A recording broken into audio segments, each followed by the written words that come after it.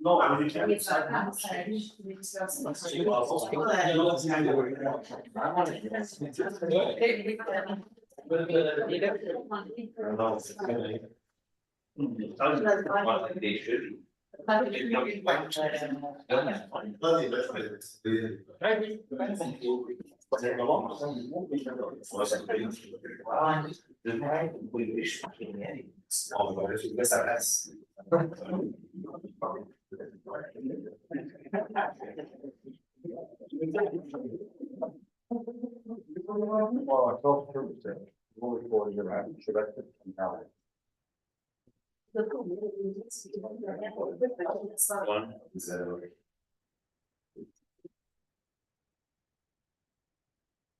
Technical difficulties again. One day you gotta get up. You know all about that.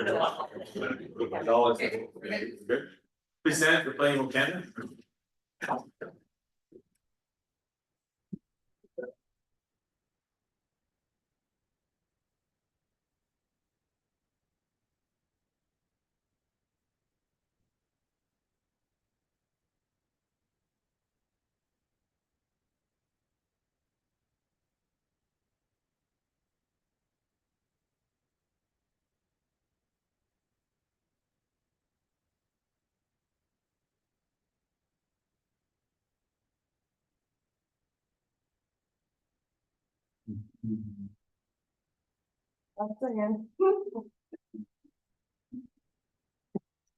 That's it. Same.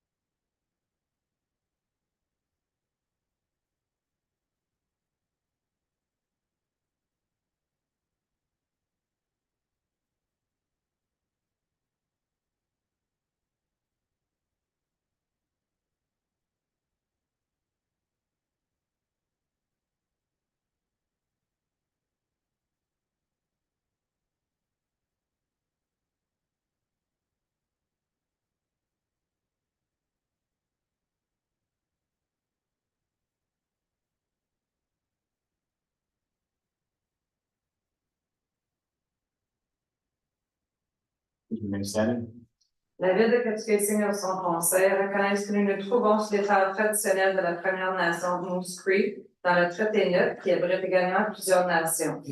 We will continue to work in collaboration towards reconciliation in a healthy and mutual manner while sharing the responsibility and accountability for the health of this land, which we also call home. Please note that this meeting is being live streamed. The content being streamed may be subject to copyright protection. See it?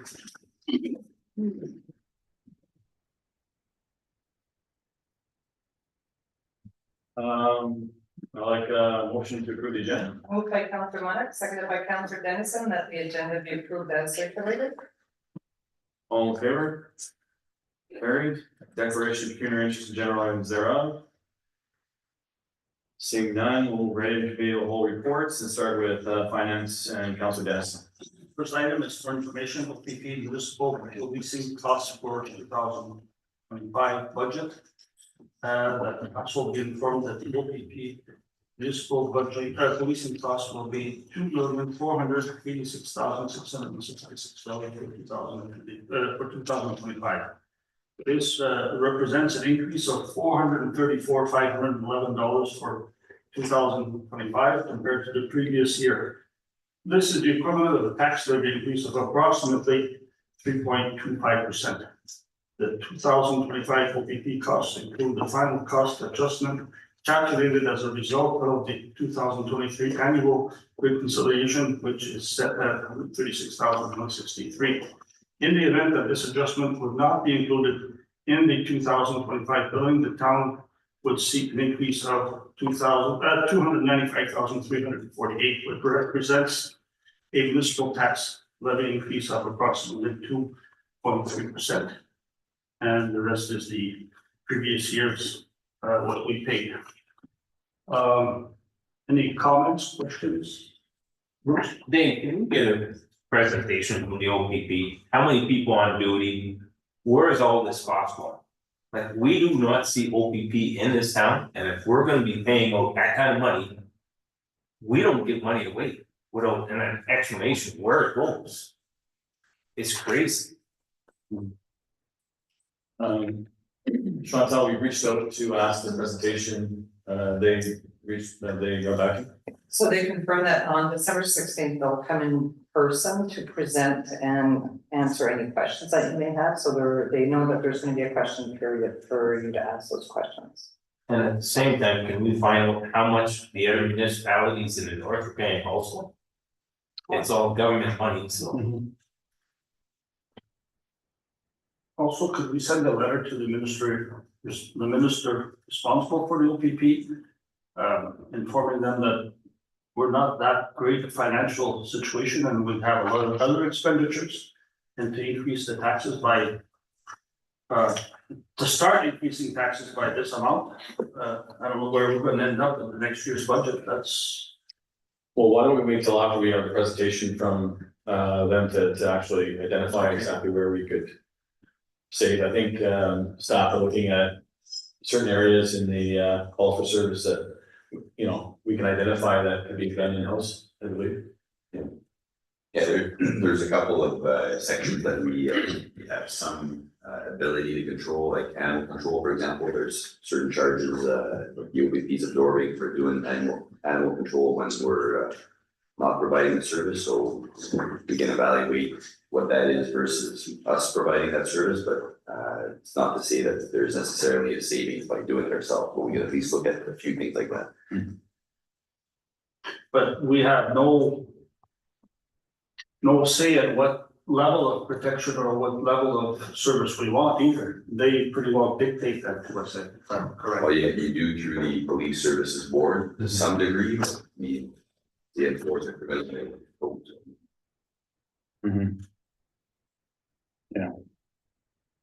It's gonna lead to a huge problem. Unless the rolling average brings it back down again a little bit, but even then, it's. Well, we saw earlier that just wages are going up by quite a bit in the next coming years. So I'm sure that's a portion of what they're forecasting, but we'd seen that, I think, what. 4% increase Yeah. for 2025. Yeah. So, The other adjustments they identified in there were overtime contract enhancements, so their collective bargaining agreements are increasing as well, and then port security. There's a lot more money being spent on port security too, just because of the issues in terms of people with authority figures, elected officials. You see the budgets across the board, provincial, parliament, federal, parliament, a lot more money being spent on security as well, just because incidents are escalating and threats of violence are escalating in the courts. There may be other things we can identify in terms of I don't know if we can, like, a lot of the responses are probably, and increasingly we're probably going to see more incidents related to the homelessness and opioid issues and drug addiction and those kinds of things. So the way to get ahead of the cost may be to try and engage and invest in prevention as opposed to waiting to pay for it on the back end by managing arrests and public safety initiatives like that. But some of these things that you were referring to, Ken, is that not the responsibility of the province or the feds? I mean, why is that being downloaded? You mean like port security? Private, yeah, for security. It's provincial, like provincial courts. Typically, like if OPP has a certain number of officers, like they rotate courts through Cap, Cochrane, Hearst in our district, and all those costs are shared amongst all the municipalities that host courts. So will the OPP will absorb those costs, and then they'll charge it to everybody proportionate to the number of sittings of court they have in the region. Could the province now take back some of that responsibility? I mean, that's what I'm trying to get at. If we have this meeting, I guess we'd have to go through PMO and try to get municipalities on board to try to get the provincial government to upload some of that. I honestly think that, you know, the first, I mean, what we should be doing first is hearing exactly where they're at and figure that out before we actually start guessing at why and for what reason. And I think once we identify that, then we can appropriately address that through whatever body we choose, whether it's writing to the OPP directly or the minister involved or AMO for that matter. I think once we get a real, and we're not alone, I'm sure everybody else is getting a bill the same, right? Maybe not the same, but to the same tune, we'll say. So certainly, we've done this in the past and where we've asked them to do presentations. I think you were on council number, and it's not a worthless exercise. I think it really allows you to ask questions, and there's a lot of councilors around the table that haven't received one. So, you know, asking for one is certainly, do you remember, I remember when they first came in for calls for service, they didn't even understand it. And it was hard for them to present at one time. I think they're more up on how and what, and just the detailed information that they provided is a lot more than what we got when they came to address those concerns. So I think the first step is hearing it. But then we had to be built. Yeah. So that's big fiber. Yeah. Second item is for information, cost statements as of October 15, 2024. Council being informed of the following cost statements as presented: operational cost statement, capital cost statement, water cost statement, and sewer cost statement. And all the numbers are down there. Not too many highlights, nothing of significance that, yeah, there's some accounts that appear to be underspent because invoices haven't been paid or they're behind on payment, but no real concern with where we're at so far this year. Unless there's specific areas that you want to talk about, but both Melanie and I went through it, and it's pretty standard with the budget. But just for, is that you speaking in general for each cost statement or operations at this point, and then? All Everything, four actually, operations, water, sewer, capital, they're all tracking close to budget or below. The one, so when you're looking at, say, a variance of a percent spent, and it's already as of the end of October 15th, over 100% spent, does that mean the budget is gone for the year, for example? So, Yeah, so there are some areas. where storm it might be sewer minus. maintenance, Yeah. for example, are we concerned that there might be issue? No, we're getting into. No, well, it's on top of examples like that, where there might be some overspending, brushing, I think is one that I remember you went over it by a bit, but there's a minus somewhere else that's making up for it, so. The other question, so percent spent, okay, so that's, we do accounting, so you do the accounting real time, or like as things come in and not forecasting. If the service is received, but it hasn't been invoiced or paid for yet, do we forecast that in No. here, or is it strictly once it's paid? Yeah, so that's some of the accounts are showing lower than where they should be because they just haven't been paid invoice. Any other questions on the cost statements? Very good, that is my report. All right, thank you, Councilor Dennison. Planning Corporate Services, Councilor Newton, is there anything you want to bring up? Nothing for myself. Okay. Protective Services and Emergency Management, anything, Ken, that you, There are no agenda items tonight, Mr. Mayor. perfect. Public Works, Councilor Newton, can you fill in, please? Yes, I can. Request to approve policy D5. This disposal of surplus asset policy and procedure recommendation, the policy D5. Disposal of surplus assets policy and procedure be approved. In absence of formal process, the purpose of this policy is to ensure that the corporation of towns capturing assets are disposed of in an efficient manner.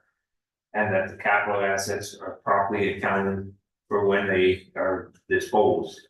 The policy are considered and reviewed at Public Work Committee meeting held October 2nd, 2024. Any questions? Yeah, could it be a little bit more complicated? It seems a little overdone to get rid of Legal aspect. But it's, we're only talking $1,000 a year. Yeah, so when we're not dealing with a couple thousand, then you wanna make sure that the regulations are in place. So that, you know, may not be too detrimental. The ordinary Joe Blow reads through that and mind boggling. More of an internal process for, and then after that, the bidding is the same as usual. Any other questions? Just a question, is that a new title, manager of budgeting and reporting? Is that or is that a different, Manager, Internal budgeting and reporting. so the approval required? Or write down that final statements? Yeah, last page, or not last page, before the asset disposal procedure. So there's approvals, records retention, related policies.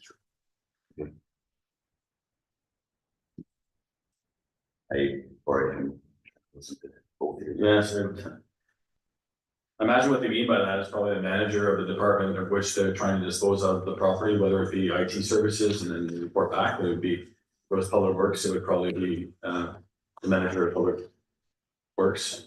I think that's what they're referring to, so it could mean whatever department is disposing of it, it's not always public works, I imagine. It's not always public works. No. The airport's disposed of assets. There's been some, I think, in Mark's area as well in the past, so. That might be what it means. So all disposals require the approval from the manager, budgeting and reporting. Does that make sense? That doesn't sound consistent with what you're describing also. Where are you? Where is it? Okay, so there's the first page is that there's definitions, and there's application scope, then there's policy statements, then there's responsibilities and accountability section. And then the next page, there's an approval section that also has records retention and related policies. So under approvals, that's where that statement is.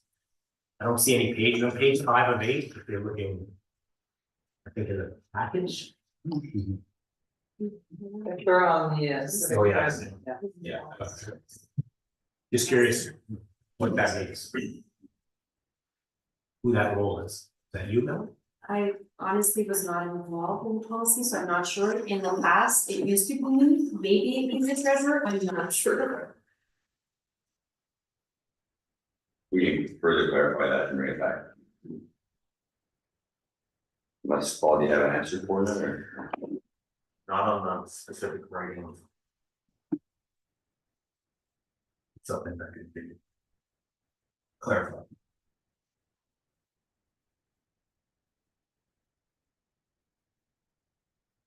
Participation, that's all.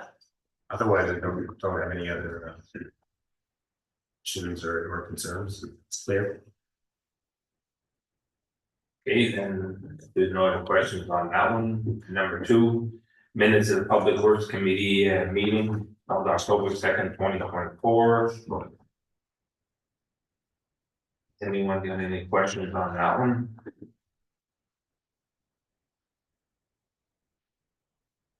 No. Okay. We'll go over to number 3 then. Ministry of Transportation notice the study commencement for preliminary design and class environmental assessment studies for the development of the new rest center on Highway 11 in the vicinity of Opasatika, Capsulis, Ontario. I guess this one here, they're just starting to do this, they. Yeah, so you notice it's consulting, they're Yes. consultants, it's not right direct, it's probably the same as. Remember when they asked for input for the construction of the highway between Folgate to Kapuskasing. They asked for input regarding that, so if there's anything anybody would like to share on where they feel a rest stop would be best located, that would be our opportunity to share that with them. And then they would probably come back with. So that's exactly what I brought to council, I think, last meeting or the meeting before, is that they would be looking for that, with our conversations with, Herb and MTO, that they'd be looking for exactly this. That's what we brought up, I think, the train station or the welcome center, yeah. But as a possible, Is this just for clarification, this is a rest center for attracting tourists to town, or is it a rest area for people actually traveling on the highway? Well, it's people traveling on the highway, so if you look at the one that's located outside of Spoon Rock, the one that's located on each side of Cochrane. But I thought this maybe was, they've been talking about doing these rest areas with long lanes so that you could park multiple transports, and that's not something you wanna have in town with the smoke and stuff like that. There's not too many of them that you see along the way that could accommodate transport stuff like that, right? No, but that's what's required. Yeah, but that may be, I think they were looking at building one outside of Hearst to accommodate transport traffic, and we have one at Flying J that's pretty large in nature. I'm not sure if this is what they're looking for. Rest stop is like Picnic tables. picnic outhouses. tables, a couple of houses, similar to what you see along the highway. Similar to the one like just like Smooth Rock, exactly. That's what I- I'm just trying to get a feel of what they actually want. That's what I assumed that this was about. Yeah, Cause I know there's on some of the big American highways, they have rest areas specifically designed for trucks, and you can buy, you can. that's park not, multiple that's not what they're, trucks, and there's a lot of campers and people also stop there, but that's not what you're there. that's not what they're talking about here. We're talking about a spot that you can actually use the facilities. So presently, I think the Welcome Center is identified as a location by way of traveling people to pull over and use the facilities if needed. But that's only good during the day, so that's why my discussion around that was maybe facilitating some sort of discussion with MTO to have in all hours, one, that during the day you have facilities there, or also a separate facility outside.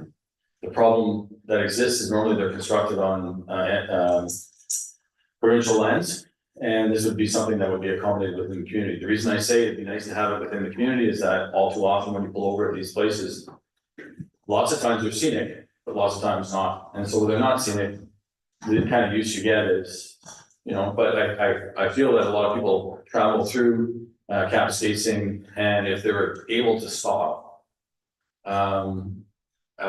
would realize the beauty of the community, then hence maybe entering the community and touring cap spacing, but they wouldn't normally. And I've done that myself when traveling with children to other communities. I always pick the nicer ones to stop over and have a picnic and do stuff like that. So I think it's an opportunity for us, if we feel it's something we want to do, to maybe pitch a combined rest stop and cap spacing. If not, that's fine. We've had rest stops outside of the cap spacing. Gideon, you remember right beside the highway? Railroad track. In the middle of nowhere. Right by the railroad. So I think there's a better way to plan these things out and use them. Yeah, it all depends what the intention of the rest area is for, and you have a different perspective. Well, it's- What I thought. No, but there's definitely one required, because I mean, if Most definitely. if you stop outside Spring Rock, you don't get to stop again until I don't even know where the next one is. So you have to actually stop at a restaurant and use the facilities there. There's, whereas Cochrane has one on the entrance and exit, either way. But you don't have no restaurants open. That's the times, yeah, that's right. You only have Flying J and that's it. Yep. And that's all the way to Hearst. Yeah. And down to Cochrane also. So I would do sometimes it's packed full. Right. But usually it would be important like No, but I thought it was remote, the programmers to be able to stop and take their seat.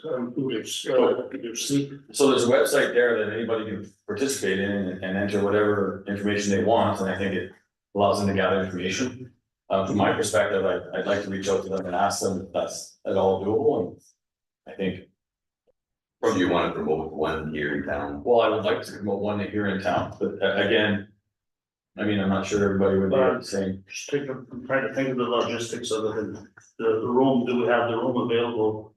And, do we want to have a bunch of vehicles idling during the winter time with the smoke and everything? So we're looking at different types of rest, from where you're looking at it from another way. Well, in the wintertime, the rest stations are closed anyway. If you notice along the, Well, I thought this would be a rest station that would be open year round, so that trucks could pull off and do their 8 hours sleep, whatever, because there's not a lot of room for that. It's not a rest station like that. In the conversation we had with them, that's not the intention, so. And we've been pitching that from them and Hamill's perspective is that, you know, you have a whole bunch of rest stops already that are gated. Maybe what you do is you plow through those and allow the traffic to go in. But those places aren't big enough to accommodate the traffic that you're talking about. The station they have, there's not a whole lot of people that really wanna stop and use those restaurants. I mean, there's room for a lot of improvement. Mhm. If you go to the ones in northern Quebec, they're nice and clean, they're heated, you got running water. And the ones in Ontario look pretty skimpy compared. Actually, the one on 144 is the heated one. Okay, at the watershed. And it's typically clean.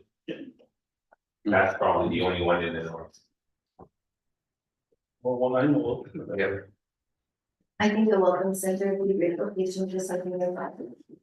Like you say, I would encourage people to stop in and visit. Isn't it already a bit one with the parking? Yeah. Washrooms or during work hours? Yeah, that's, Maybe you keep it open. yeah, I was thinking more of adding, if they had to add an exterior facility, then maybe closer to the mill or at the other end, you know, as you enter the mill, like there's a little bit of a picnic area there too. So you could probably add a couple of slots, they could park along the entrance, or I mean, it just. To me, it would just make sense. The problem there would be, this would be kind of like a partnership between MTO and Kapuskasing. I think just the fact that it's on municipal grounds, we'd have to actually. But I mean, as far as space is concerned, you'd have to pick up the rest of the land further east. Bruce, in behind the Bruce retail and going east towards that, you would need all of that area. If it was for transport trucks, yes, but it's not for transport Well, trucks. how many cars, like there's not that much room at the welcome center to do what you wanna do. There's a lot of parking actually. Maybe we almost have to watch on something like that. So many homeless people now, like if you go into the bank, Nova Scotia, sometimes there's people in there. So what's gonna be stopping them? Is this gonna be supervised places or things like that? So I think it's gonna turn into something like that for homeless people. I don't think they're gonna wanna sleep in the place. They'll sleep anyways where they sleep.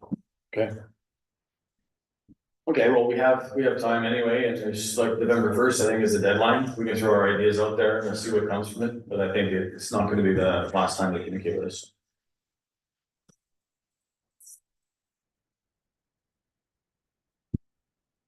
That's it, Bruce? That'll be it for myself, Mr. Mayor. Economic development, community well-being, recreation, Councilor Don. No. Health, Councilor Forte, anything there? Going down. Well, geez, that concludes committee of the whole, adoption of minutes. Moved by Councillor Evans, seconded by Councillor Newton. That the minutes of the joint committees of the Legal Council meeting held October 7th, 2024 be approved. Is there any discussion? All in favor? Carried. Unfinished business, nil. Correspondence, nil. Committee of the whole recommendations. Moved by Councillor Monick, seconded by Councillor Newton, that the recommendations from committees of the whole held October 7th, 2024 be approved as follows. Number 1 is to approve and amend Schedule B1 of Policy P8 for purchasing and procurement to authorize a credit card limit of $5,000 to the mayor for municipal travel expenses only in accordance with Policy T4 municipal travel. And number 2, to advise the affected property owners regarding a land survey error referenced in Plan 6R 2131 and Plan 6R 3106 to seek advice and correction of the matter at the respective owner's cost. Is there any discussion? All in favor? Carried. Staff report, there is none. Motions and a list of motions. Moved by Councillor Dennison, seconded by Councillor Fortin.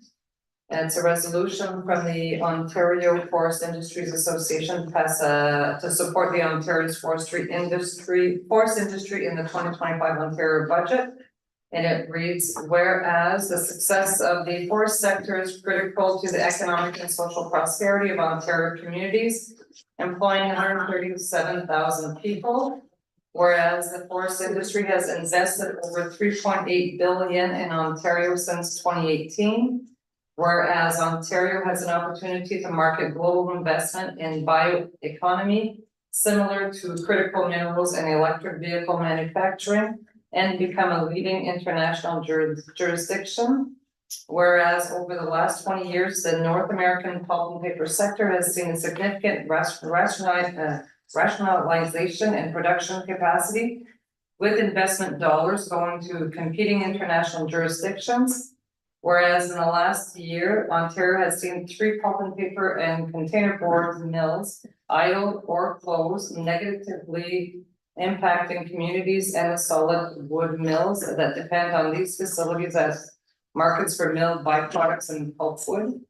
Whereas US tariffs on softwood lumber are expected to double in 2025 to approximately 30%. Whereas Ontario should work with federal colleagues to pursue a softwood lumber settlement that works in the best interest of Ontario lumber producers and advocate for a financial backstop. Whereas Ontario has an opportunity to produce greater amounts of energy, for example, electricity, heat, fuels, and biochar, etc., from forestry byproducts and forests to assist in heavy industry decarbonization of Ontario's forecasted electricity demands. Whereas Ontario's successful and oversubscribed forest biomass program should continue post 2027. Whereas Ontario will actively seek investment to restart idle softwood kraft lines in Ontario and Quebec to provide immediate relief for some sawmill producers. Whereas Ontario's 10 million sawmill chip program ending March 25, 2025 will likely need to continue and expand in the absence of an immediate restart of a currently idle pulp mill to avoid curtailments at solid wood facilities. Whereas 5-year bilateral power purchase agreements with forest biomass fired electrical generation facilities are insufficient and should be expanded both in terms of length and volume to provide communities, industry, and workers with a certain future. Whereas the Public Forest Access Roads Funding Program, which provides for the public use of Ontario's forests, should be increased to 75 million per year to reflect inflationary pressures and support legacy infrastructure upgrades such as roads, bridges, and water crossings. Be it resolved that the town of Kapuskasing supports the implementation of the Ontario Forest Industries Association's 2025 Ontario budget recommendations in support of attracting investment and maintaining forest operations and employment in Ontario. Is there any discussion? All in favor? Carried.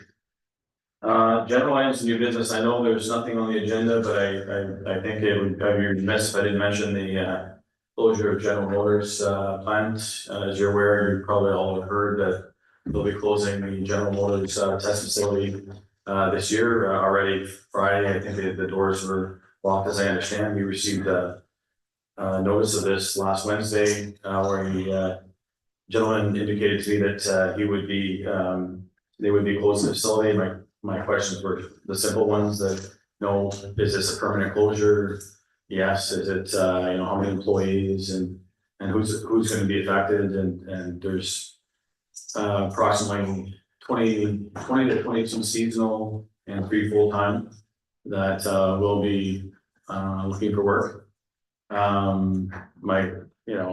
My other questions were like, why? Is there something we can do? Is there something that community can offer? He said, no, it's changing times and that's just the way it's going to be. He said he would follow up with a phone call later to give us next steps. So I'm just bringing you up to speed on that. So I suggest to Chantal that maybe we write a letter, but I think it's best to get the next steps before we venture down that road. I understand that the union is going to be meeting with the membership tomorrow to talk about their next steps. So that's my update.